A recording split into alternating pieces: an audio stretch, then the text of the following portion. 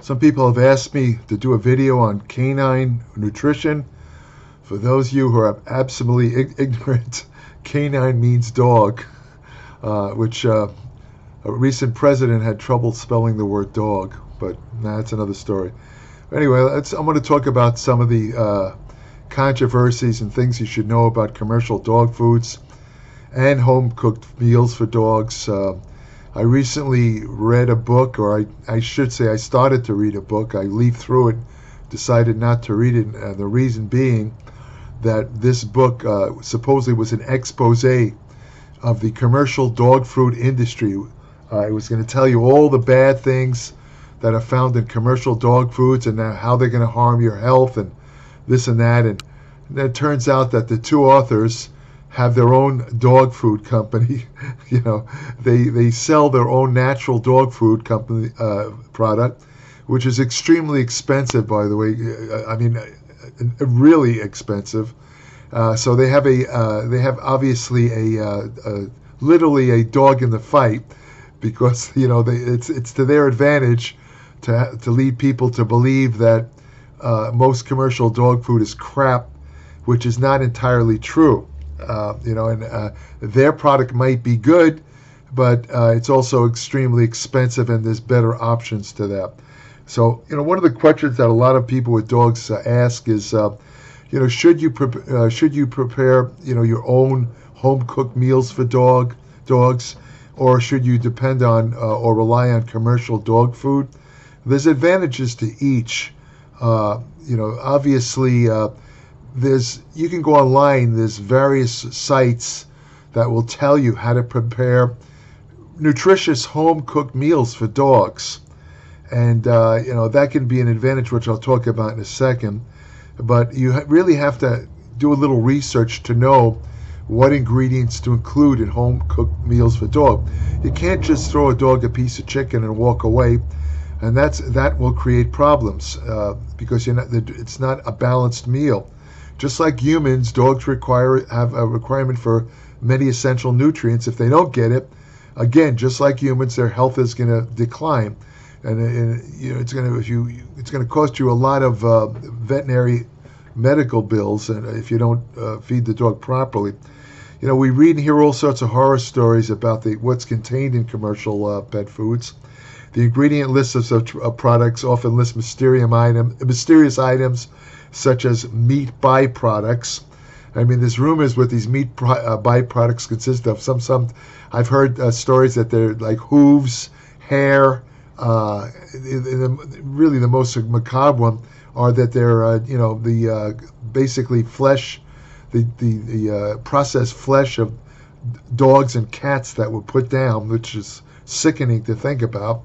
You hear all this kind of stuff, but the problem with meat byproducts is when they're listed on a commercial dog food ingredient list, it just says meat byproducts. You don't know what these byproducts are. And I don't like that, and I don't think anyone who cares about their dog should like that either. Then there's the horrible stories about contaminants in commercial dog foods. One of the worst was a couple of years ago. Many dogs died from a kidney disease. This was in 2007. That was traced to an unlisted additive in the dog food called melamine. Melamine is a kind of a nitrogenous chemical, almost like a plastic type of material, but in food, when added to food, it artificially increases the nitrogen content, and protein is the only nutrient that contains nitrogen. Carbohydrates and fats do not contain nitrogen, and a lot of the protein content of both human and pet food is measured by the nitrogen content. So what happened was, they started adding this melamine stuff to dog food to artificially inflate the protein content, which would mean that they put in less actual protein foods, which are more expensive, such as real meat and chicken, all that stuff. So because of the added melamine, they were able to charge just as much, but get a much greater profit, because they weren't using as much real meat. Unfortunately, this led to serious health consequences for the dogs that were unfortunate to have been fed this stuff. As I said, many dogs died of kidney failure before they finally figured out what the problem was. Interestingly enough, Uh, this is really sick. Turns out some commercial protein supplements for humans were analyzed and also contain melamine. That means, again, like a whey protein with melamine added, it'll look like you're getting, let's say, 25 grams of protein per scoop, when in fact you're probably getting 10 grams of actual protein. The rest of it is melamine, inflating the protein content. That was, once they figured that out, they kind of, FDA and various agencies got on the companies and they stopped doing that, but kind of gives you an idea of how unscrupulous some companies could be to, and by the way, melamine is not as toxic in humans as it is in dogs, but you don't want to be eating this kind of chemical that doesn't really provide you any health benefits. It's a pretty unscrupulous thing to do when you think about it, to add crap like that to commercial protein foods, and even worse, to dog foods, because in dogs it'll actually kill the dogs. Now, most of this melamine, where did it come from? Well, it came from China.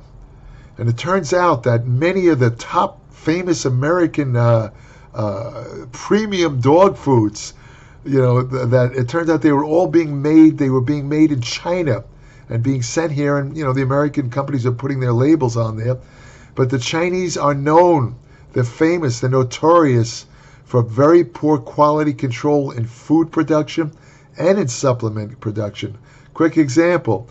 A couple of years ago, they found some people that were getting stomach upsets and problems with creatine.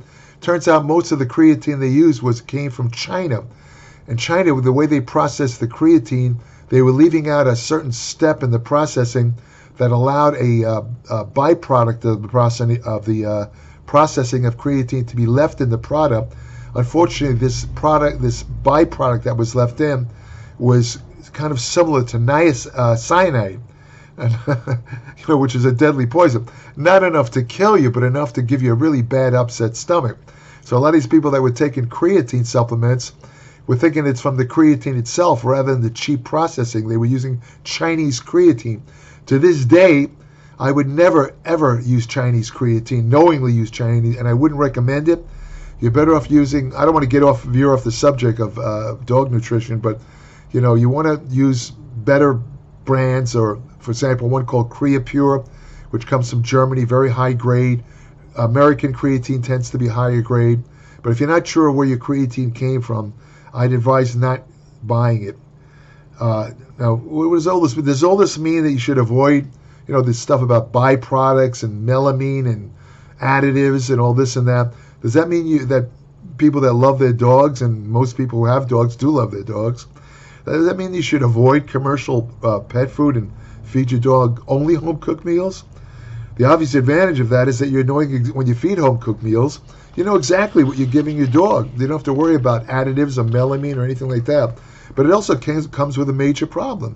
And that is that your dog has, just like humans, it has requirements for essential nutrients, and home-prepared meals may be lacking in some or many of these essential nutrients. Now, if you use some of the recipes for home-cooked meals that I've seen online, they try and balance out the recipes so, the home-cooked meals do have most of the essential nutrients. But if you just don't bother to use those recipes and, again, throw a chicken on a plate or something like that, or give a dog a meat patty, your dog will get nutritional deficiencies, because commercial dog foods, most of them have added nutrients. As set by something called AFCO. They have a minimal standard of nutrients that is thought to maintain the health of the dog. But I hasten to add that these are minimal nutrients added, minimal, not optimal. And the way this is, I'll get to that a little later. But for example, when it comes to home cooked meals, dogs require essential fatty acids. In fact, essential fatty acids what gives that nice, sheen to a dog's coat, where it looks almost like silky. That's from the essential fatty acid content of their diet. And without essential fatty acids, the dogs get a type of dermatitis or inflammation of the skin. And it's no coincidence that most of the dogs in veterinary offices are there because of skin problems. I remember bringing one of my dogs to a vet office, a local vet office. There's a bunch of people in the waiting room. I started asking everybody, one by one what they were here for, what was wrong with the dog. And if I remember correctly, 9 out of 10 of them, it was skin problems, eczema, dermatitis. This is from a poor diet. Generally, it could also result from parasites like fleas, but in a lot of cases, it's from a lack of essential fatty acids in dogs. What this means in practical terms is that if you opt to provide your dog with home-cooked meals, you will need to supplement the nutrients that will likely be missing in the meals that you prepare. That's one advantage of commercial dog food, and that the products, again, must meet the standards for canine nutrition. And again, those standards are minimal. They're not optimal. A lot of people think that, because it lists a couple of vitamins and minerals on the product ingredient list, oh, my dog's getting everything it needs. No. In other words, those are minimal. They're not optimal. Some dogs may have just like some humans have a need for certain nutrients above others. Some people may need more vitamin B6 than others, or vitamin A or vitamin C. Dogs have individual dogs might have varied needs for certain nutrients, and that won't be, they're not going to get that in the dog food, the commercial dog food, but at least they will be getting some or most of the required nutrients for dog health, which isn't necessarily the case with home-cooked foods, unless, again, you're using specific dog food recipes that kind of take into account the need for varied nutrients for dogs. Often, many commercial dog foods advise, this is another problem, a lot of commercial dog foods advise feeding dogs amounts of food that far exceeds the level of the dog. Like my little dog Bruno, he's 14 pounds, and if I went by the labels, they have on the labels suggested feeding suggested feeding schedule, and then it has usually a little chart that lists the weight of the dog, tells you how many servings of the food to give to the dog. Now, almost every dog food I've purchased for my dogs, including Bruno, the amount of food they list for this little 14-pound dog, he would have been a 200-pound dog if I followed these directions, because those they do that for two reasons. They want you to feed more of the food to the dog, obviously, so you use up more of the food and buy more food, which is a bigger profit for them. They're more interested in profits than the health of your dog. That's the first thing. And the second thing is that the way it's set up, you have to have a certain amount of servings just to meet the minimal AFCO nutrient requirements. And unfortunately, the amount of servings to meet those requirements usually contains far too many calories for the dog. Because of the excess calories, your dog winds up getting fat, which brings on other problems like arthritis. Most dogs with arthritis have arthritis because they're overweight and they're obese. And just like there's an epidemic of obesity among humans, there's also right now an epidemic of obesity among dogs. A lot of people, when they feed their dogs, and the dogs like to beg when you're eating dinner, the dog will come up to the table, give you that cute little begging look. And a lot of people say, "Oh, okay, I'm going to give him this and give him that." Well, those calories, they feed him stuff from food on the table, or they give him cookies every time the dog asks for a cookie. Well, those calories add up, and they make your dog fat. So you think you're being nice to the dog by giving all those excess little treats. You're actually hurting your dog in the long run, because obesity, again, shortens dogs' lives an average of as much as 4 or 5 years, just as it does in humans. And again, most dogs with arthritis have arthritis because they're obese, right? Okay. Now, if you want to know what a dog should look like, most dogs, their kind of waist should taper in. It should taper in. They shouldn't look like hot dogs straight down. And you can also look at their bellies. If they have like a little bit of a protruding belly, you can feel it. If you can't feel, let me put it this way: if you can't feel the dog's ribs, your dog's usually too fat. And I'm not talking about grabbing the dog and squeezing until we're squeezing the life out of it. I mean, and also on the other hand, if you feel the ribs too easy, or they're actually visible, now your dog's undernourished and underweight. That's a different story. But you should be able to feel the ribs. And if you don't, usually means your dog has a little bit too much fat. Some dogs are obviously more fat than others, just like some humans are more fat, obviously fat than other humans, right? Now, and another thing to consider is that the number one cause of death in humans is cardiovascular disease, with cancer number two. In dogs, it's reversed. In dogs, cancer is the number one cause of death, and cardiovascular disease is number two. Why is that? Is hard to say, but I have a theory. You see, a lot of dogs, when you're walking the dog will sniff the grass and sniff the ground. You don't know what, the dogs have their sense of smell is estimated to be 300 to 1,000 times more potent than humans. And, when they smell, they're whatever they're sniffing, they're bringing that stuff into their body. Now, let's say somebody just, the dog is sniffing the lawn, and some person who lives in the house might have used, weed-killing chemicals that are carcinogens, sprayed it all over the lawn. Your dog's breathing that in, and that could cause cancer in the dogs. I think my personal feeling is that most dogs get cancer because of environmental toxic exposure. So you got to be careful. I would not let your dog, eat grass. You never know what's on that grass. A lot of people, I got in a debate with a neighbor who, I noticed his dog was eating a bunch of, I said, you shouldn't let your dog eat grass. You don't know what's on it. He said, dogs love grass. I said, it's good for them. Gives them fiber. It's stupid. That dog could be eating carcinogens and chemicals that's going to kill him. Sure enough, that dog died of cancer about 6 months later. And I'm not saying it's because he ate the grass, but, you kind of wonder about that. There's been a trend in recent years. Is the availability of so-called natural dog foods. Everybody wants to be natural and chemical-free and all that.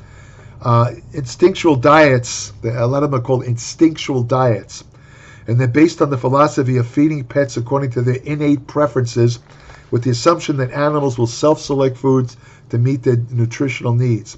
One common mistake in this regard is to feed dogs diets that would sustain wolves. This is based on the notion that about 14,000 years ago, a subset of wolves kind of moved away from the pack and kind of aligned themselves with humans and became domesticated, and that's the origin of the domestic dog.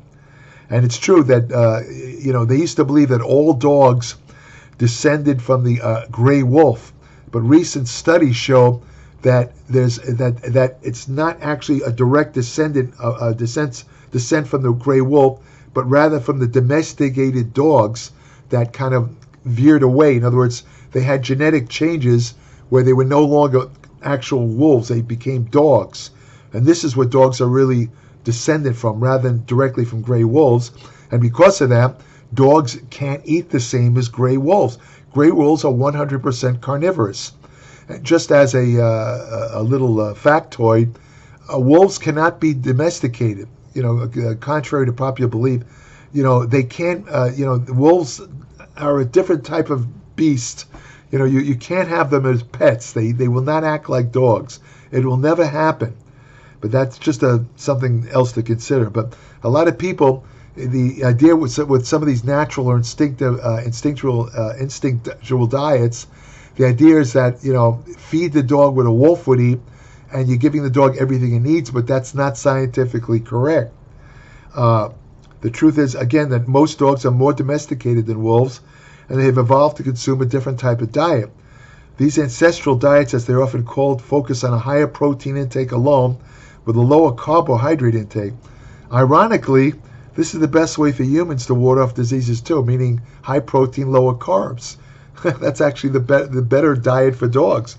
Some researchers suggest that an optimal nutrient balance for dogs would be about 30% protein, 63% fat, and 7% carbohydrates.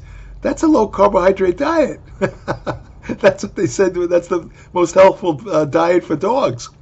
Dogs love to eat fat, which isn't a problem for them because, unlike humans, dogs are not adversely affected by a high-fat diet unless it involves, the fact that fat contains more calories, 9 calories per gram, and eating too much fat might make the dogs fat. But as far as cardiovascular disease, all the other things that are associated with fat, doesn't happen in dogs.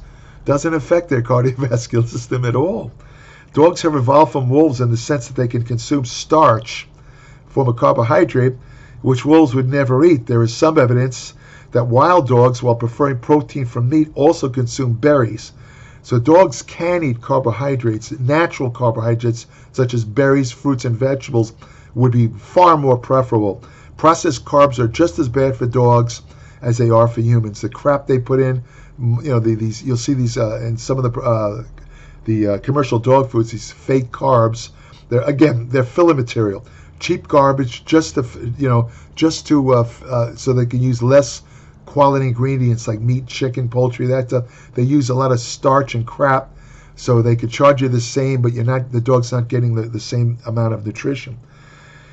Dogs can digest carbohydrates, and for this reason, various sources of carbs are added to commercial dog food. But again, as with humans, there's no canine daily requirement for carbohydrates, zero. Same for humans. There's no human requirement for carbohydrates. Don't believe the crap that they try and tell you that, your dog should have, some good carbohydrates for health and digestion. That's bull. That's just completely bullshit. On the other hand, natural carbs, again, added to dog food, such as fruits and vegetables, they provide beneficial, what they call phytonutrients, that help to protect dogs from cancer and other diseases. So adding some fruits and vegetables to dog food is a good thing because they're natural and they're not processed, and they do provide some really great nutrients. Now, a lot of people don't realize dogs have a greater capacity to burn or oxidize fat compared to humans. They can generate twice as much energy from fat oxidation as at rest and during exercise. As for protein needs of dogs, active dogs, similarly to active humans, require a higher protein intake.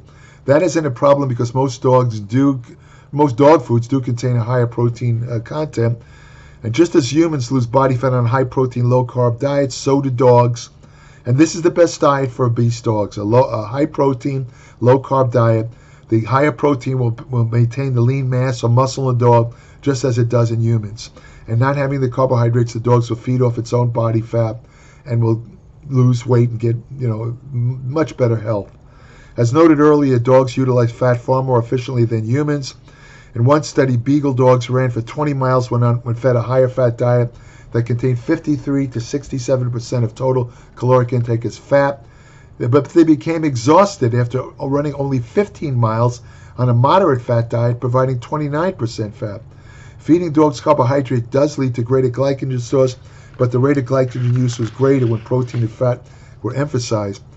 Whole grains are often added to dog foods, and while they provide some nutrients, they're also associated with greater fat gains. Just as humans, too much grains tend to produce fat, they do so the same thing in dogs. And again, they're added because they're cheap filler ingredients, and they allow dog food companies to sell, charge you money for cheap ingredients rather than the more expensive, more nutritious ingredients such as meat, poultry, fish, that kind of stuff. What about the raw diets? A lot of people worry that there's one called the barf diet. A lot of people believe that these diets are much more natural for dogs. They believe that this is what a dog would eat if in the wild. It would only eat, raw meat. That's all it would eat. Now, the problem with these, again, is the lack of essential nutrients. When you're eating only raw meat, you're not going to get all the essential nutrients you need. And also, more problematic is the fact that raw meat can contain various pathogenic organisms such as bacteria that can make a dog sick. I experienced this myself, and 2 or 3 of the dogs. I looked at the data for raw dog food. It made sense to me. Unfortunately, I was fooled by this anecdotal crap about how people said, well, I started giving my dog raw food. I got him off commercial food. Now my dog, his coat is better and he's healthier and he has more energy and his arthritis is gone. So I got sucked into it, and I gave my dogs, 3 of them, I gave them the raw food diet, and all of them got sick. All of them had to go to a vet. One of them, it cost me a $500 vet bill. I learned my lesson from that. And in fact, one of the raw food diets was a commercial raw food that actually had added nutrients and added vitamins and minerals. It still made my dog sick. So, to each his own, but I will never give raw food to my dog, to a dog I have, ever again. No. Because, like I say, it's not worth it with the vet bills.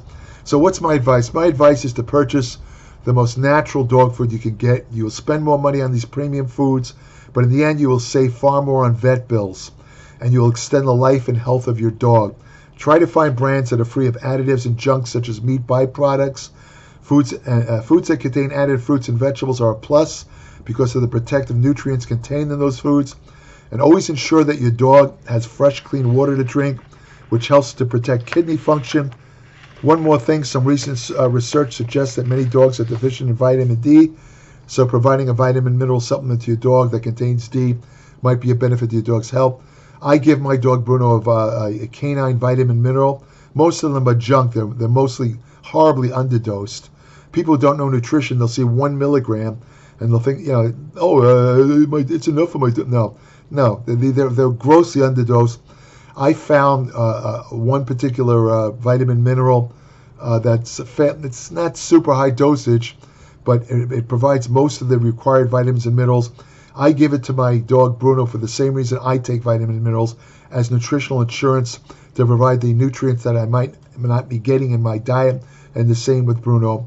And I just want to show you here. These are two examples, and I am not advocating or giving a testimonial for these products. I'm not associated with these companies. I'm not trying to make them, but these are just two of the ones that I give Bruno. I just thought I'd show it to you. This one's called Origin. I don't know if you can see that. It's a small breed, they call it. Tiny little pellets. And it says made with fresh regional ingredients, free-run turkey and chicken, wild-caught fish, and cage-free eggs. It's 85% animal ingredients, 15% vegetables, fruit, and botanicals, 0% fillers like potato, tapioca, plant protein concentrates like soy. This is basically a very natural type of kibble. This is, again, pretty high in protein. It's 38% protein, 18% fat, which is okay. Older dogs, they have a little bit less fat because older dogs usually aren't as active, so they're not going to use the calories out. So this is a good kibble. Again, that's only one example. This is another example of a good natural dog food. Again, this is called Stella and Chewy's. I give this to my dog Bruno. It's Stella Stew. This particular one is cage-free turkey recipe, 100% human grade, absolutely no additives. It consists of chunks of real turkey and vegetables smothered in bone broth. Turkey broth. These ingredients: carrots, kale. Has various vegetables. It has all the essential vitamins and nutrients that are needed for dogs. And because my dog happens to love gravy, broth, so most dogs will really love this stuff.